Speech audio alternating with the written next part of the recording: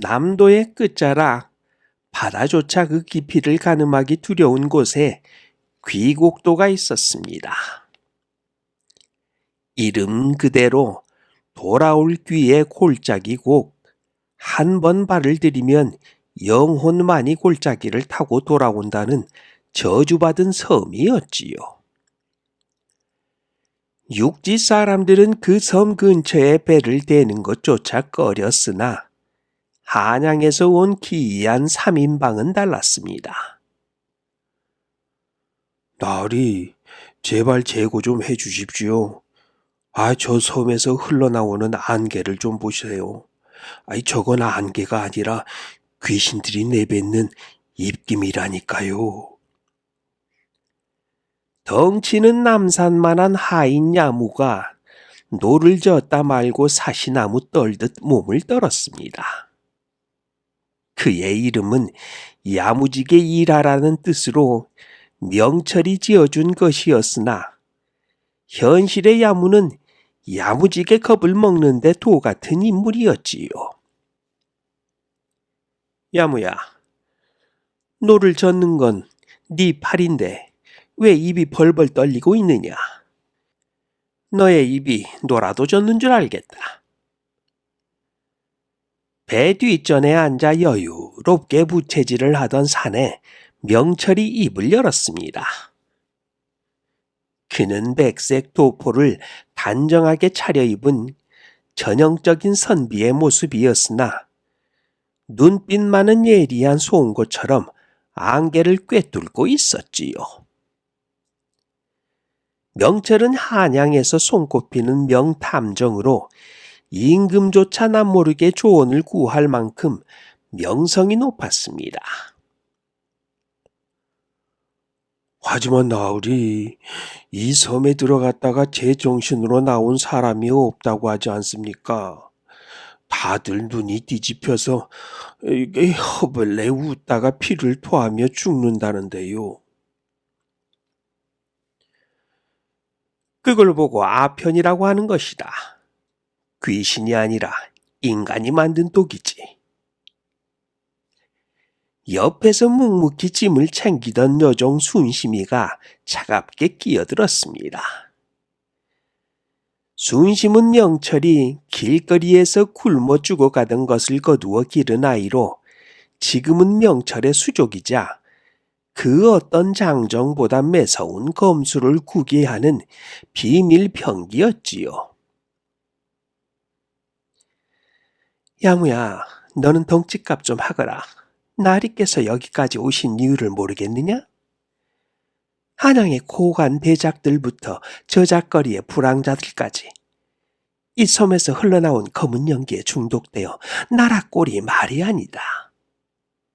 그 근원을 뽑지 않으면 조선 전체가 저 안개처럼 흐릿해질 판이야. 명철이 고개를 끄덕이며 부채를 탁하니 접었습니다. 옳다, 순심아. 그런데 야무야, 너는 세상에서 제일 무서운 귀신이 뭔지 아느냐? 야무가 침을 꿀꺽 삼키며 물었지요. 무엇입니까? 처녀 귀신입니까? 아니면 머리 풀고 쫓아오는 달걀 귀신입니까? 아니지. 바로 내 지갑을 비우는 귀신이다. 이 섬의 아편쟁이들이 한양의 돈을 다 쓸어가니 그게 바로 귀신보다 무서운 재산 증발 귀신 아니겠느냐. 명철의 썰렁한 농담에 바다 위에는 정적이 감돌았습니다. 순심이는 무표정한 얼굴로 먼 바다를 바라보았고 야무는 노를 놓칠 뻔했지요. 나으리, 그런 개그는 정말 개나 주십시오. 지금 이 상황에서 그게 나옵니까? 방금 너의 농담도 만만치 않구나. 개나 주라니. 지나가던 개가 웃겠구나. 명철이 껄껄 웃는 사이 배는 어느덧 귀곡도의 선착장에 닿았습니다. 선착장은 오랫동안 관리가 안 된 듯 이끼가 끼어 미끄러웠고 부서진 배 조각들이 파도에 이리저리 치이고 있었지요.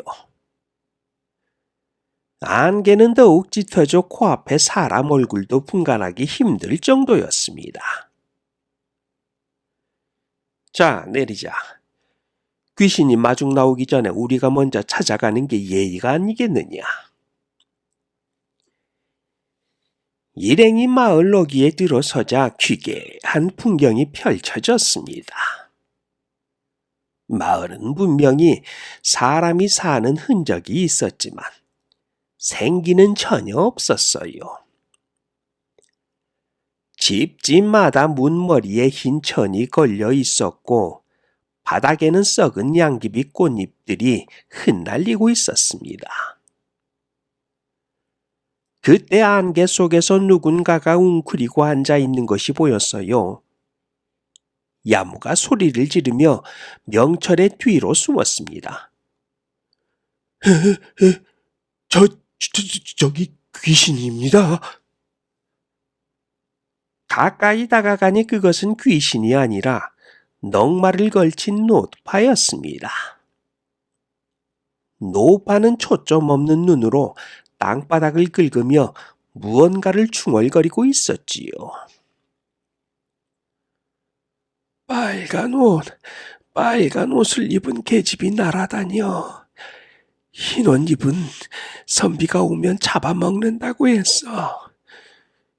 붉은 꽃밭 아래 뼈를 묻겠다고 했어. 명철의 눈썹이 꿈틀했습니다. 빨간 옷이라. 노인장, 그게 무슨 말씀입니까? 누가 빨간 옷을 입고 날아다닌다는 겁니까? 노파는 대답 대신 명철의 흰 도포를 가리키며 낄낄거렸습니다. 흰 옷, 소복이네. 자네도 그 꽃을 먹으러 왔는가? 먹으면 극락이지. 하지만 깨어나면 지옥이야. 노파의 말과 동시에 숲 저 멀리서 소름 끼치는 여인의 웃음소리가 들려왔습니다. 마치 공중을 가르는 듯한 기괴한 소리였지요.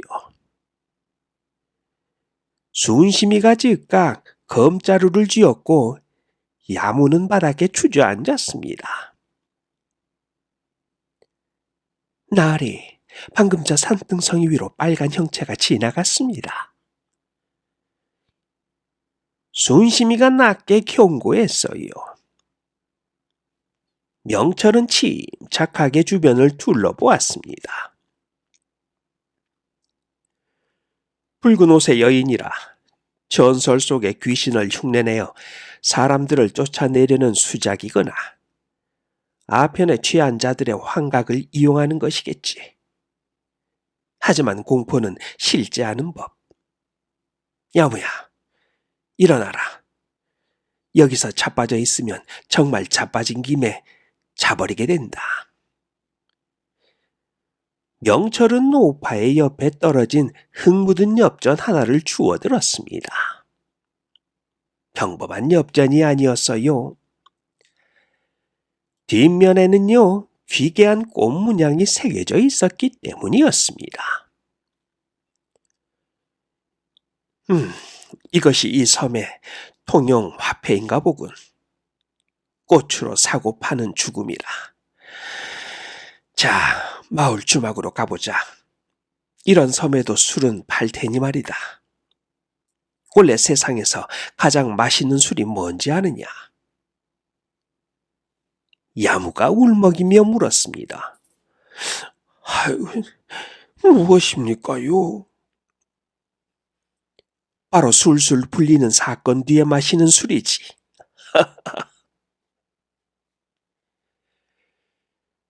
명철의 웃음소리가 텅 빈 마을에 공허하게 울려 퍼졌습니다. 하지만 그의 등 뒤로 보이는 산길 위 정말로 긴 머리를 늘어뜨린 붉은 옷의 여인이 안개 속에서 그들을 내려다보고 있었지요. 그녀의 발은 땅에 닿아 있지 않았습니다.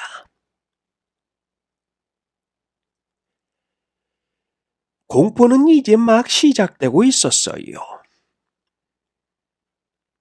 주막이라고 이름 붙은 곳은 썩은 석가래가 겨우 지붕을 떠받치고 있는 흉가나 다름없었습니다. 주인장은 눈동자가 풀린 채 구석에서 정체 모를 연기를 빨아들이고 있었고요. 객주 안쪽 방에선 간헐적으로 짐승 같은 신음소리가 흘러나왔습니다. 나으리, 여기는 주막이 아니라 주마등이 스치는 곳 같습니다요. 여기서 자다간 내일 아침에 조상님과 겸상을 하게 생겼습니다요. 야무가 덜덜 떨며 명철의 도포자락을 붙잡았습니다. 명철은 코끝을 찌르는 달콤하고도 쾌쾌한 향을 맡으며 미간을 찌푸렸지요.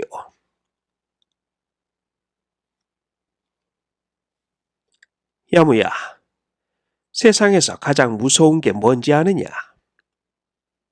헤이, 그야 나리가 시키는 심부름 보따리 아니겠습니까요? 아니지. 바로 눈꺼풀이란다.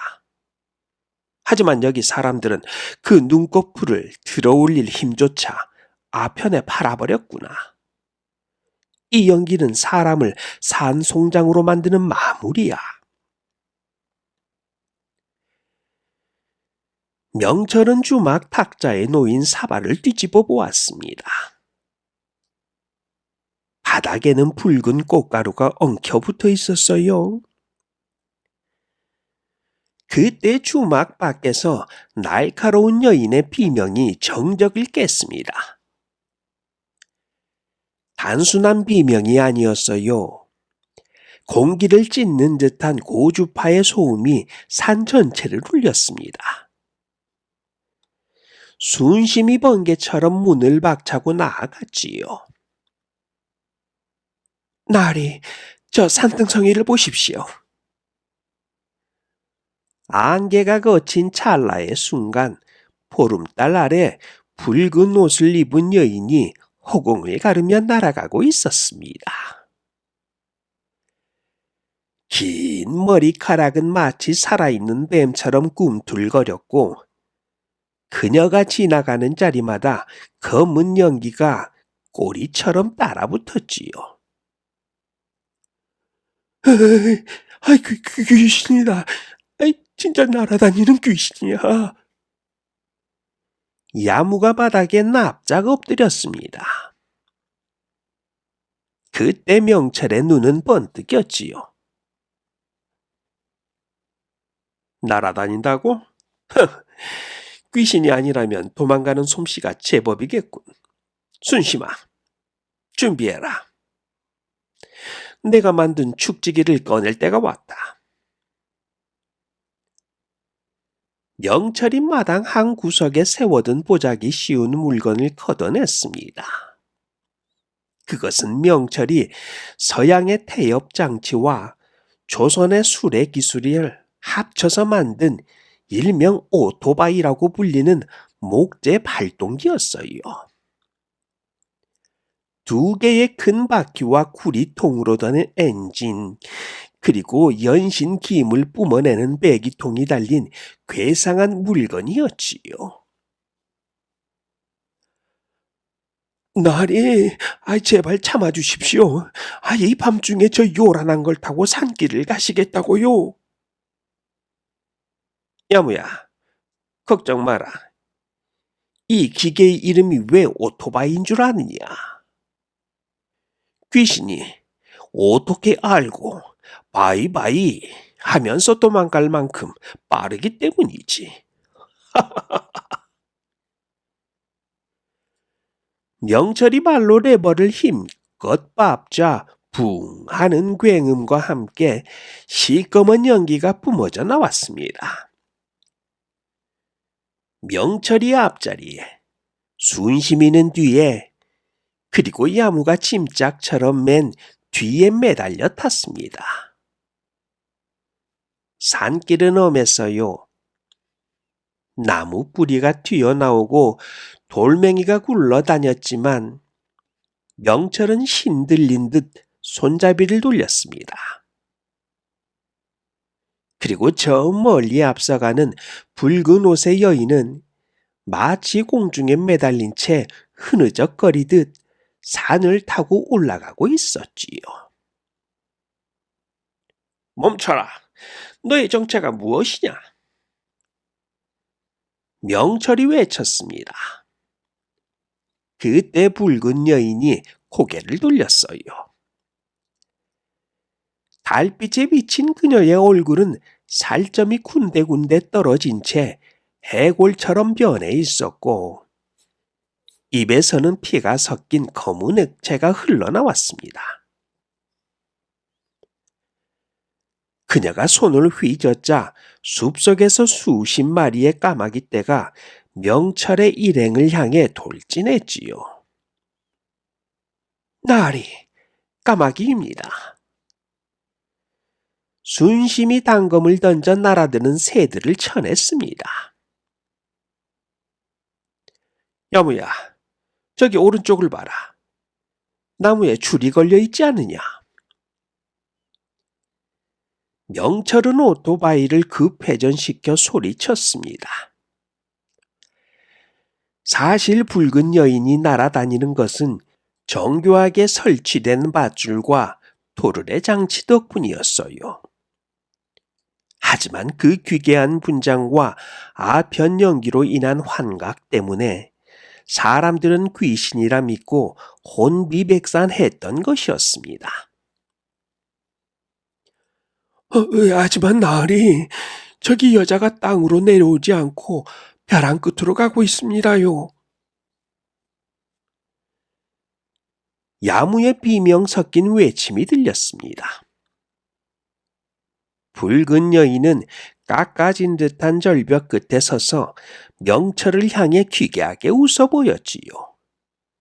그리고는 그대로 몸을 던졌습니다.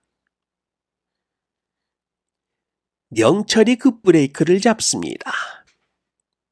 이 오토바이는 관성을 이기지 못하고 절벽 끝에 아슬아슬하게 멈춰섰네요. 절벽 아래는 시꺼먼 시면이었고요.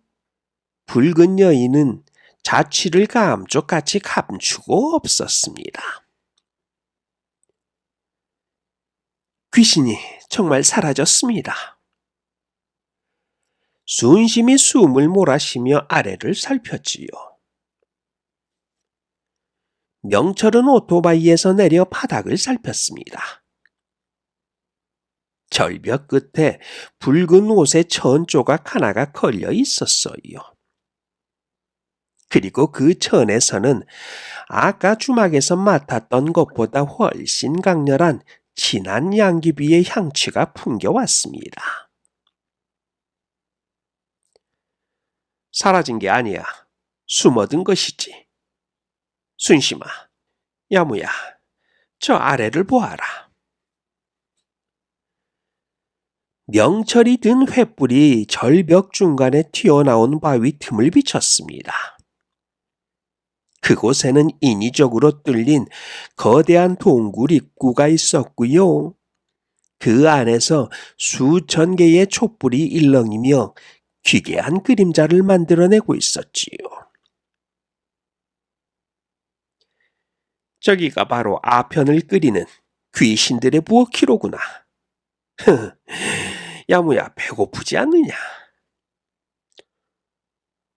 아니 나으리, 이런 상황에서 배가 고플 리가 있습니까요? 저 안에서 끓이는 건 밥이 아니라 사람의 영혼이니 입맛이 싹 가실 법도 하지. 그런데 야무야, 너는 세상에서 제일 맛없는 감이 뭔지 아느냐? 예? 아이, 그건 또 무엇입니까요? 바로 내 놈이 지금 느끼고 있는 좌불안석감이다.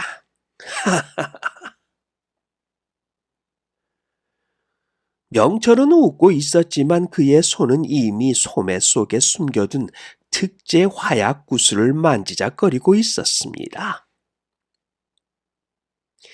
한편 동굴 깊은 곳에서는요, 정체 모를 북소리가 둥둥둥 울려 퍼지기 시작했지요. 마치 거대한 괴물의 심장 소리처럼 말입니다.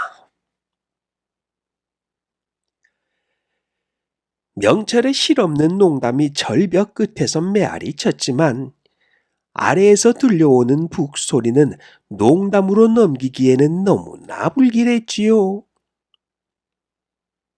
명철은 허리춤에 튼튼한 포승줄을 꺼내 바위 틈에 단단히 고정했습니다. 순심은 이미 검을 입에 물고 아래를 살피고 있었고요. 야무는 절벽 끝에 서서 다리를 후들거리고 있었지요. 나으리, 저 꼭 내려가야 합니까요? 아유, 지금 제 다리가 사시나무가 아니라 무가 된 것 같습니다요. 너무 떨려서 깍두기가 될 지경이라니까요.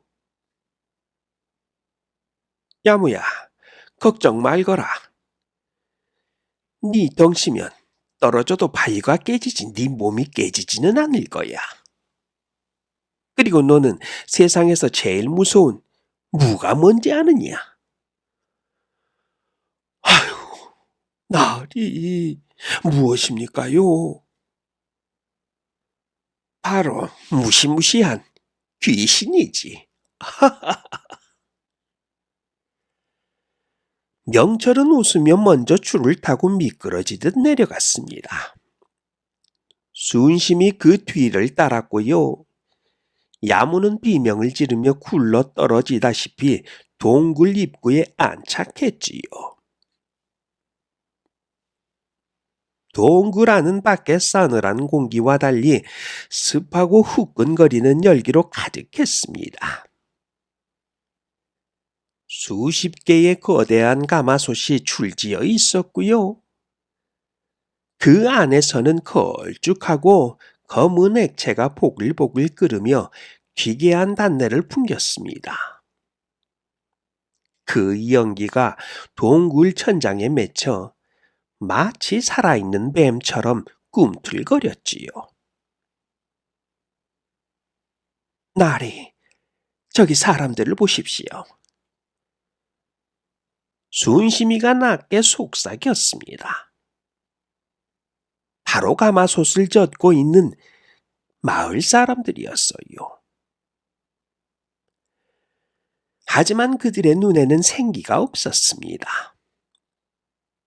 초점이 풀린 채 침을 흘리며 기계적으로 나무 주걱을 휘두르고 있었지요.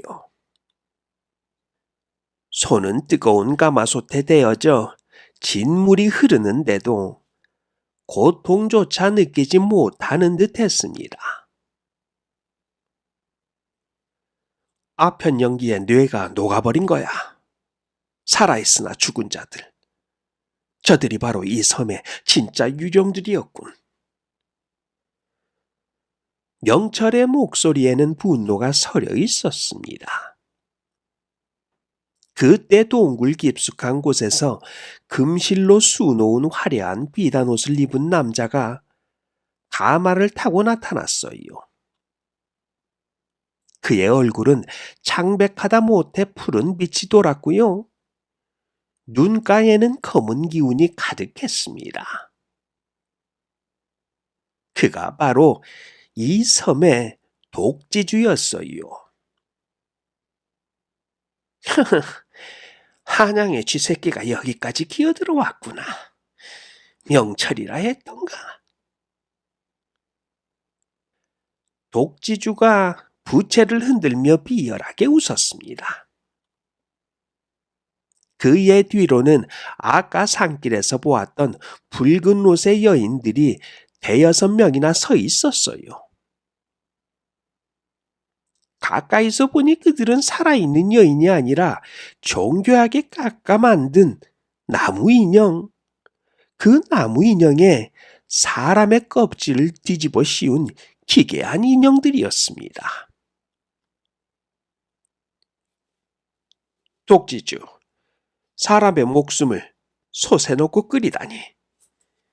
내 놈은 염라대왕 앞에 가기도 전에 내 손에 먼저 죽을 줄 알아라.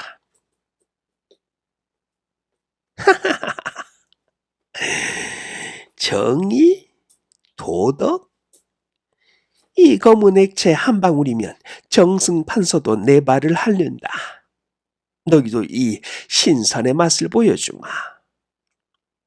얘들아, 손님 대접을 하거라. 독지주의 신호와 함께 인형들 뒤에 숨어있던 자객들이 튀어나왔습니다. 그들은 아편 연기를 마셔 고통을 느끼지 못하는 광인 무사들이었어요. 칼에 베어도 웃으며 달려드는 그들의 모습은 공포 그 자체였습니다. 나으리, 이놈들은 베어도 멈추질 않아요. 순심이 당황하며 검을 휘둘렀습니다. 야무는 가마솥 뒤로 숨으려다 뜨거운 솥에 엉덩이를 대고 말았지요. 에이, 나리, 아이고, 제 엉덩이가 불타는 고구마가 됐습니다요. 위기의 순간 명철이 소매에서 작은 호리병을 꺼내 바닥에 내던졌습니다. 펑 하는 소리와 함께 코를 찌르는 매운 연기가 동굴을 가득 채웠지요.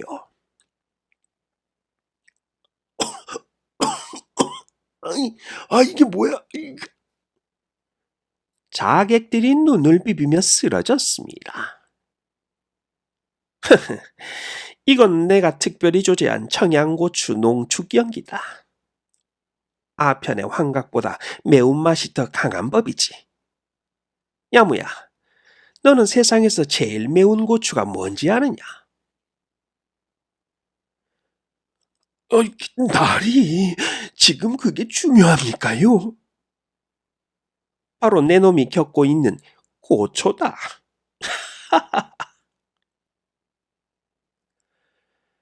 명철은 매운 연기 속에서도 유유히 독지주를 향해 다가갔습니다. 독지주는 당황하며 가마에서 내려와 동굴 더 깊은 곳 거대한 지하 수로가 연결된 비밀의 문으로 달아나기 시작했지요. 놓치지 마라. 저 문 뒤에 이 섬의 모든 추악한 진실이 숨어 있을 것이다. 명철 일행은 기침하는 무사들을 제치고 어둠 속으로 사라지는 독지주의 뒤를 쫓았습니다. 동굴 벽면에는 수많은 사람의 이름이 적힌 목패들이 박혀 있었어요. 그건 이곳에서 죽어나간 희생자들의 명단이었습니다. 공포는 이제 슬픔을 넘어 분노로 타오르고 있었지요. 매운 고추 연기가 자욱한 동굴을 뚫고 명철 일행은 독지주가 도망친 비밀의 문으로 몸을 날렸습니다. 그것은 동굴 끝이 아니라 거대한 지하 수로와 연결된 죽음의 미로였지요. 비밀문 너머에는 상상도 못할 광경이 펼쳐져 있었습니다. 섬 전체의 지하를 관통하는 거대한 수로가 흐르고 있었고요. 그 위에는 아편 상자를 가득 실은 작은 배들이 줄줄이 떠 있었어요. 수로 양옆의 벽면에는 수천 개의 촛불이 켜져 있어 귀괴한 일렁임을 만들어냈습니다. 나리, 저기 물속에 뭐가 있습니다요. 야무가 비명을 지르며 뒤로 물러섰습니다. 검은 물 밑에서 창백한 손들이 쑥 올라와 수로의 벽을 긁고 있었어요. 아편에 중독되어 죽은 이들의 시신을 수로에 버린 탓에 그 원원들이 떠다니는 것처럼 보였습니다. 사실 독지주가 침입자를 막기 위해 설치한 정교한 수중장치였지만요. 어둠 속에서 보는 그 모습은 영락없는 귀신들의 손길이었지요. 독지주 이놈, 산 사람도 모자라 죽은 자의 형상까지 이용하다니 천벌을 면치 못할 것이다. 명철이 이를 갈았습니다. 그때 저 멀리 독지주가 증기동력으로 움직이는 철갑선을 타고 수로를 따라 빠르게 달아나고 있었지요.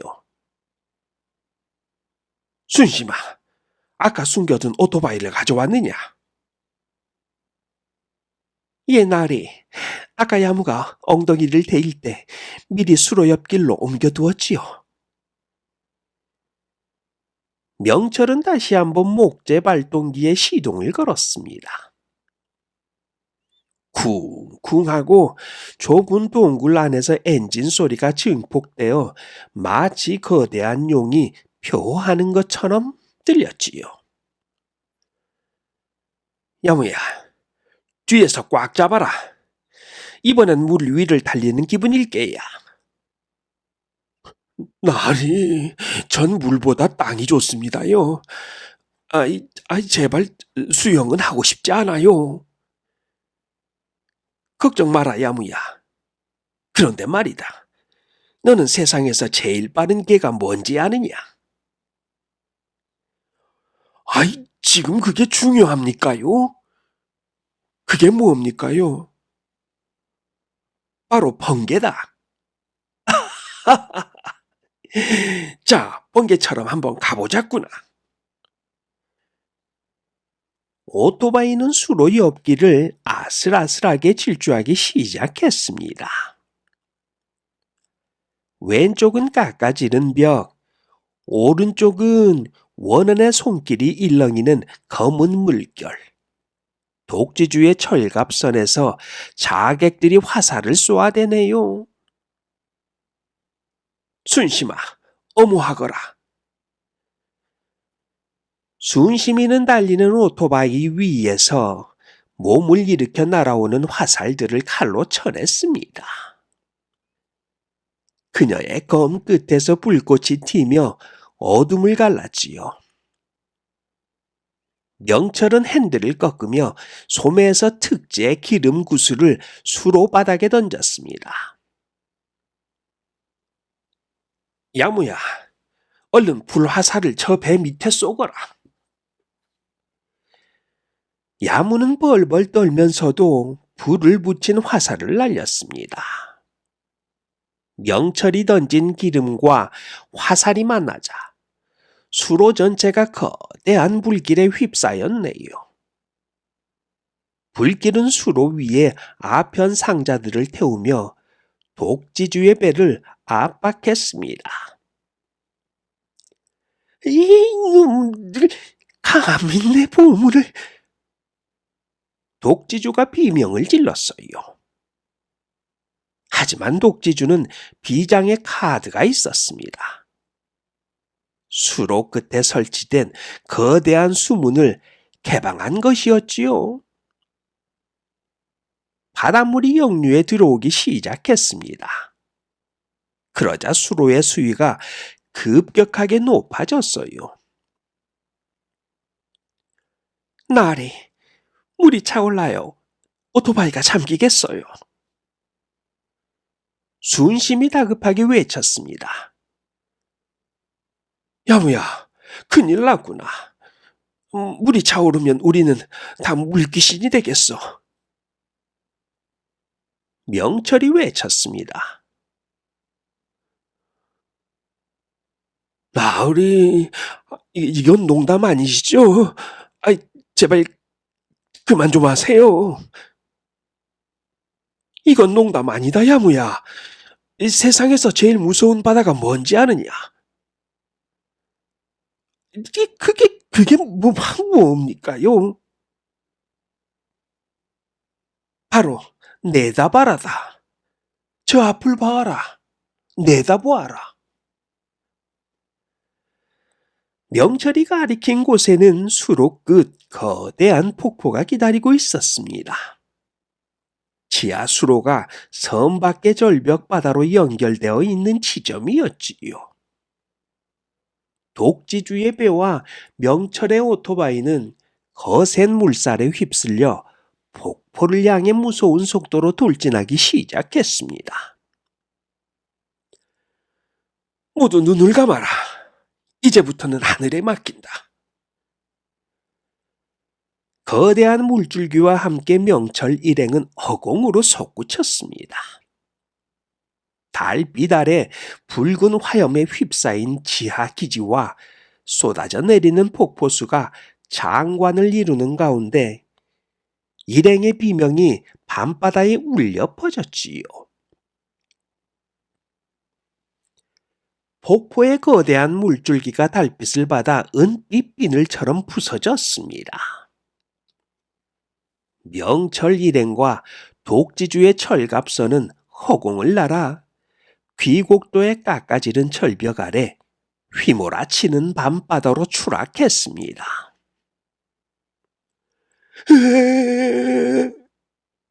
야무의 비명이 폭포 소리에 묻혔습니다. 명철은 공중에서 기지를 발휘해 오토바이의 비상부표 장치, 돼지 오줌볼을 방수 가죽으로 감싼 것을 터뜨렸지요. 펑 하는 소리와 함께 목재수레는 거대한 튜브처럼 바다 위에 둥둥 떴고 일행은 바닷물에 흠뻑 젖은 채 간신히 목숨을 건졌습니다. 반면 무거운 철갑을 두른 독지주의 배는 수압을 견디지 못하고 폭발하며 산산조각이 났습니다. 수면에 떠오른 독지주는 부서진 널판지를 붙잡고 비명을 질렀지요. 아, 내 아편, 내 황금, 내 왕국이 사라지고 있어. 명철은 노를 저어 그에게 다가갔습니다. 독지주의 눈은 아편 연기와 광기로 인해 핏발이 서 있었고요. 그의 손등에는 아까 보았던 붉은 인형의 실이 엉켜 있었습니다. 그는 자신이 만든 허상에 스스로 묶인 가련한 괴물이었지요. 독지주, 너의 왕국은 연기처럼 사라졌고 너의 황금은 바다 및 귀신들의 노잣돈이 되었다. 이제 네가 갈 곳은 저승뿐이구나. 웃기지 마라. 내가 죽으면 이 섬의 비밀도 사라진다. 너희들도 무사하지 못할 게야. 독지주가 품속에서 마지막 발악으로 단검을 꺼내 휘둘렀지만 순심의 검이 번개처럼 움직여 그의 손목을 쳤습니다. 단검은 바닷속으로 사라졌고요. 독지주는 힘없이 파도에 휩쓸려 절벽 동굴 깊숙한 소용돌이 속으로 빨려 들어갔지요. 그가 사라진 자리에는 검은 아편 찌꺼기만이 거품이 되어 흩어질 뿐이었습니다.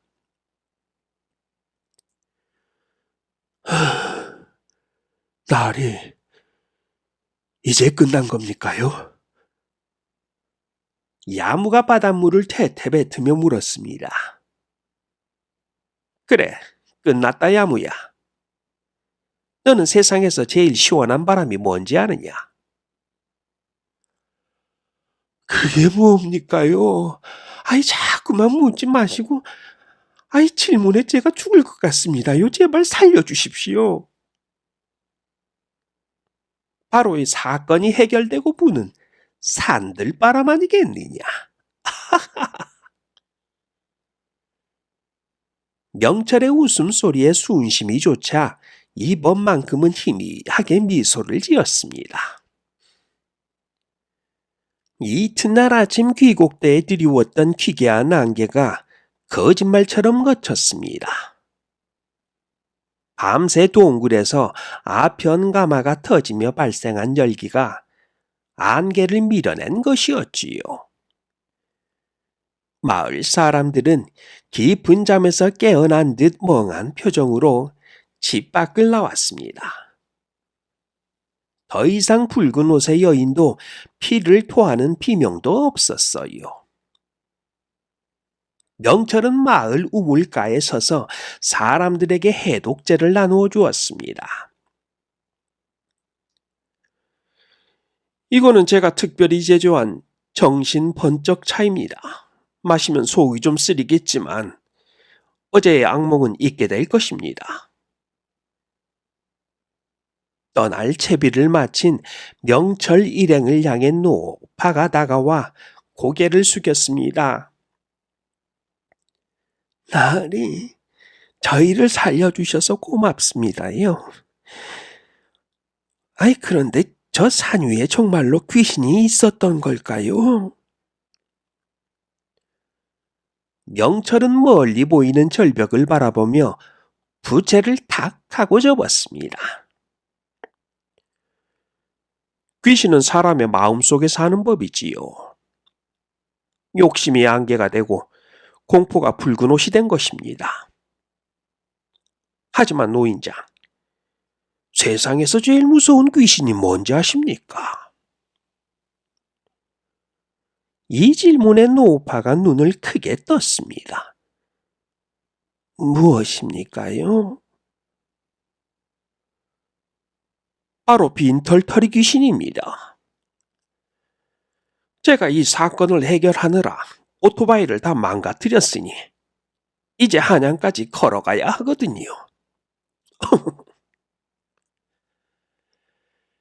명철의 너스레의 마을에는 오랜만에 웃음꽃이 피었습니다. 나룻배에 몸을 실은 명철 뒤로 야무가 이렇게 투덜거리네요. 나으리, 다음부턴 제발 섬 사건은 맡지 마십시오.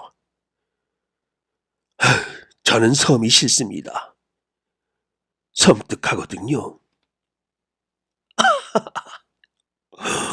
오, 야무, 너 제법이구나. 방금 그 아재 개그 내가 90점 주마.